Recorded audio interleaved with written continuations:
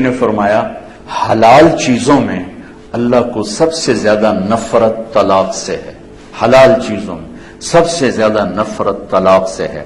ابغض الحلال الطلاق، سب سے زیادہ نفرت اللہ کو طلاق سے ہے. اور آپ نے کہا علی طلاق دینے سے بچنا. جب ناجائز طلاق دی جاتی اللہ کا عرش کانپ اٹھتا ہے، کانپ اٹھتا ہے. چند دن پہلے دو بہنیں ملی مجھے آ کے، تو ایک بہن کی گود میں بچی تھی. کہا جی خامن نے طلاق دے دی کہ بیٹی کیوں پیدا ہوئی؟ طلاق دے دی، بیٹی کیوں پیدا ہوئی؟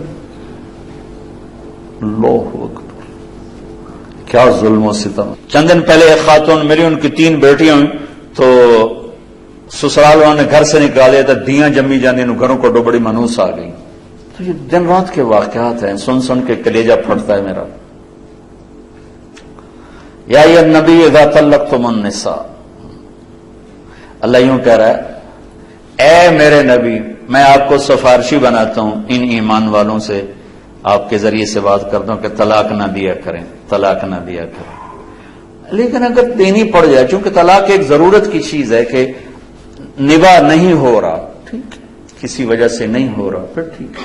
لیکن جیسے میں بتا رہا ہوں بیٹیاں پیدا ہو گئی طلاق دے دو، ساس کو بہو اچھی نہیں لگی طلاق دے دو، میں تیری ماں انہوں طلاق دے، میں تینوں اپنا دودھ نہیں معاف کرنا انہوں طلاق دے. یہ ظلم و ستم تقریباً ہر گھر کی کہانی ہے.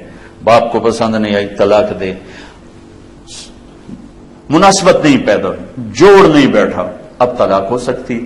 اب جبر کرنا نہیں بیٹی گزارا کر، نہیں بیٹی گزارا کر، یہ ایک اور طرح کا ظلم ہے کہ ہماری مشرق کی بچیاں سسک سسک کے پھر مر جاتی، کسی ویشی کے پلے پڑ گئی ہیں. وہ ہے ہی ایسا نہیں بدلنے والا، تو یہاں طلاق ہے کہ طلاق لو.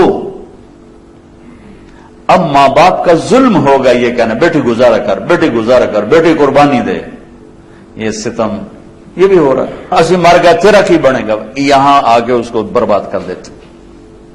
اس لیے میرے نبی نے عجب بات فرمائی کہ سب سے اعلیٰ درجے کا صدقہ تو میں بتاؤں، سبحان اللہ، سب سے اعلیٰ درجے کا صدقہ تو میں بتاؤں.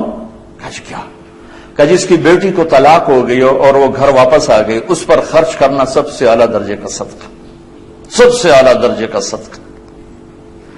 اور آپ نے ساری بیوہ عورتوں سے شادی کی، سب بیوہ، ایک کنواری عورت سے شادی کی، باقی سب بیوہ یا مطلقہ یا بیوہ. اور اپنے خاندان میں بھی کی، باہر بھی کی.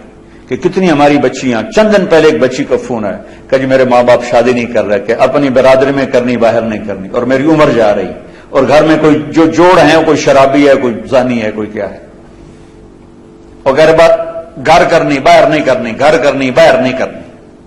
بوڑھی ہو جائے، مر جائے، سسک سسک کرنے ہیں تو کسی شرابی کے پلے باندھ دینا. یہ ہمارے ملک میں یہ بت بہت بڑا بت. ماں باپ بچیوں کو برباد کر دیتے، بچوں کو برباد کر دیتے. میرے نبی نے قریش میں شادی کی، حضرت عائشہ، حضرت خدیجہ، حضرت سودا، حضرت حفصہ، حضرت ام حبیبہ.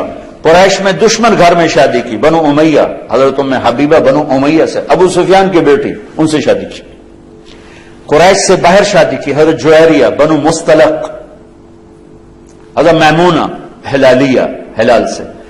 عرب سے باہر شادی کی، حضرت صفیہ یہودی خاندان سے، بنو قریظہ میں سے. خاندان میں شادی کی، خاندان سے باہر شادی کی، قوم سے باہر شادی کی.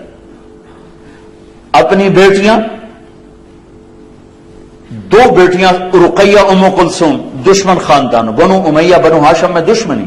آپ نے پہلی بیٹی ابو العاص کو دی، بن ربیہ بن امیہ بن عبد شمس، بنو امیہ. دوسری بیٹیاں 2 حضرت زینب ان کو دی، اور حضرت رقیہ اور ام کلثوم حضرت عثمان بن عفان بنو امیہ. صرف ایک بیٹی گھر میں دی، علی بن ابی طالب. بنو ہاشم گھر میں ایک بچی، 3 بچیاں باہر. یعنی خاندان ہے لیکن دشمنی ہے، دشمنی ہے. یہ سب کچھ آپ نے خود کر کے اس لیے دکھایا کہ آگے یہ سب کچھ ہونے والا تھا. یا ایھا النبی اذا طلقتم النساء، یہ یا ایھا النبی یہاں لائے ہیں اپنے نبی کو سفارشی بنا کر کہ امت محمد طلاق دینے سے بچنا. میں یہ اپنے نبی کو سفارشی بنا رہا ہوں. دینی پڑ جائے تو پھر ضرورت ہے، پھر یہ جاہلیت جو عجم کی جاہلیت ہے اور ہندوستان کی جاہلیت ہے، طلاق طلاق، تیرے ماتھے پہ داغ لگ جائے. میرے نبی کی بچیوں کو طلاق، حضرت رقیہ کو طلاق، حضرت ام کلثوم کو طلاق ہوئی. ابو لہب کے بیٹوں سے نکاح ہو چکا تھا، رخصتی باقی تھی. تو آپ تب